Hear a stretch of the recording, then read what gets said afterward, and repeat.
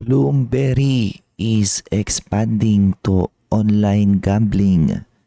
That is the subject for today's stock commentary. And if you are an owner of Bloom, kabahan ka na, di ba? Kasi iba yung landscape ngayon ng gambling sa Pilipinas. Talagang mas nagdo-dominate ngayon ang online gambling. I think naapektuhan niya na rin yung VIP na mga gamblers. Maski VIP ata, mas preferred na nila ang online gambling. So as you can see here, di ba? Pababa yung kanilang share price as reflected by their weak performance. Okay? So here's Bloom, although umangat yung kanilang revenue pero kanilang profitability and cash flows declining. Okay? And they're declining massively. And take note, meron ba tong utang, obligation na kailangang tutukan. So pag hindi sila mag-pivot or mag-expand into online, I think baka mayari to in the future. Well, the good thing is, syempre, under pa rin to kay Razon, di ba? Na si Razon, napapansin ko magaling siya mag-turn around ng mga businesses. So, I think pwede siyang bigyan ng benefit of the doubt na mag-turn around niya to. Nakakatawa pa is recently namimigay sila ng dividend na in previous years parang wala naman tong ganong history of paying dividend. So ginawa nila yon, I think, para maprotektahan yung downside, di ba, ng kanilang stock price. To maybe attract some investors na willing mag-wait, no, for that potential turnaround na makatanggap pa rin sila ng dividend. So ito yung kanilang latest report na makikita nyo rito. The company is currently developing a new platform that targets a broader audience which will compete directly with the offerings of other e-gaming gambling companies like Bingo Plus. So makikita nyo yung trend ng gambling industry ng Pilipinas, no?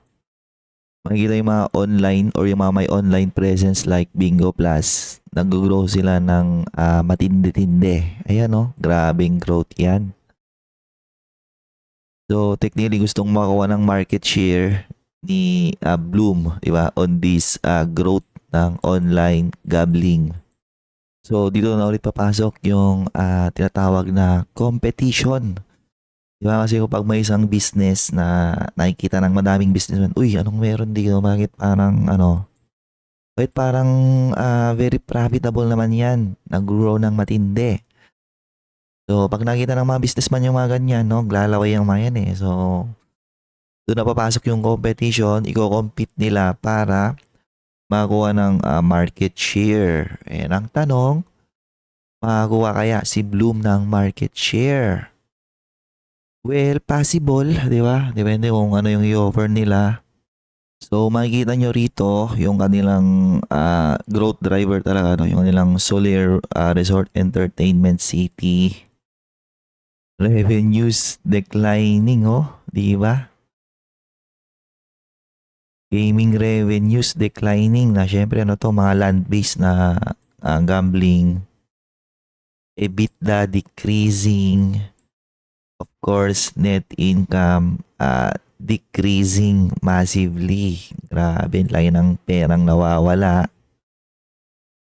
Makikita nyo rito, ba't nangyayari yun? Kasi even yung kanilang mga VIP, nawawala na sila, no? Hindi na sila naglalaro dyan. Ayan, no?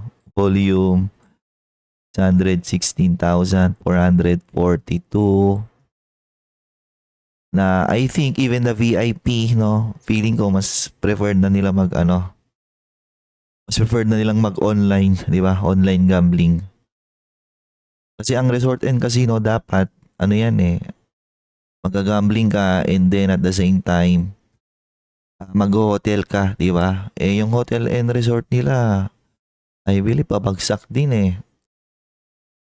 Ito yung kanilang biggest na growth driver, hotel food. Ayan o, pabagsak. So, wala nag-hotel. Diba? So, kung walang nag-check-in dyan, wala ding gagambling syempre.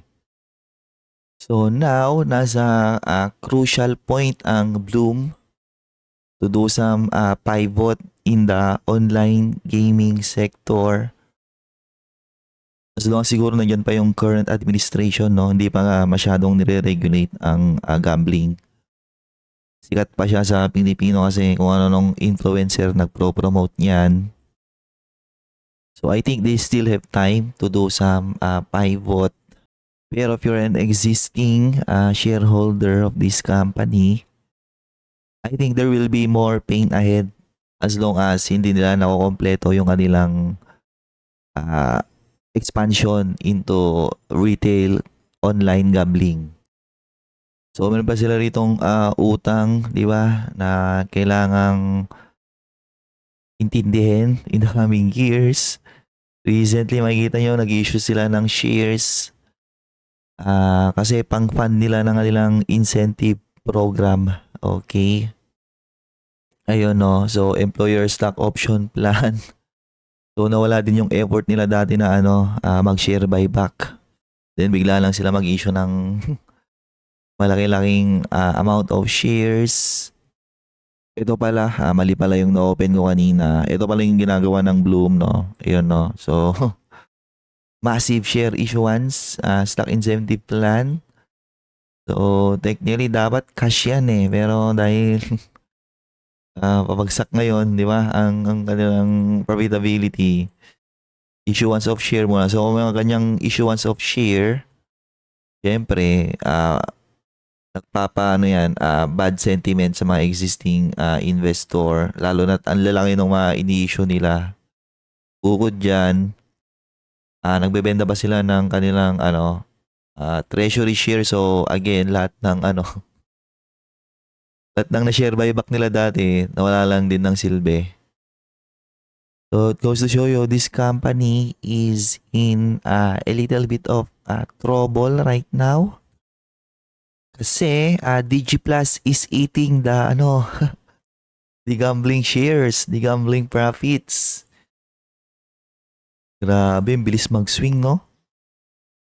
Siya na ngayon yung more dominant gambling company, 12.5 billion. Meanwhile, you have Bloom, no? Yung tira-tira na lang yung napupunta sa kanya. Okay. Well, actually, malaki pa rin, di ba?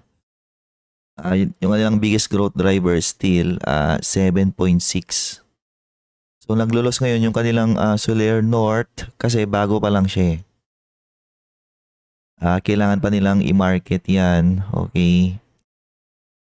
Nag-incur pa yan ng mga additional costs and expenses. Blah, blah, blah. So what do you think? Is Bloom a buy right now? Do you think makapag-pivot siya or makapag-expand siya to the retail gaming? And ako, bibilhin ko na ba siya?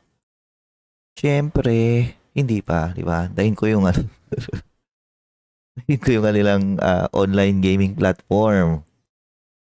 I think, hanggat wala yun, I think, itong share price sila na to, possible to pababa ng pababa, especially, aggressive sila ngayon mag-issue ng mga additional shares. Di ba?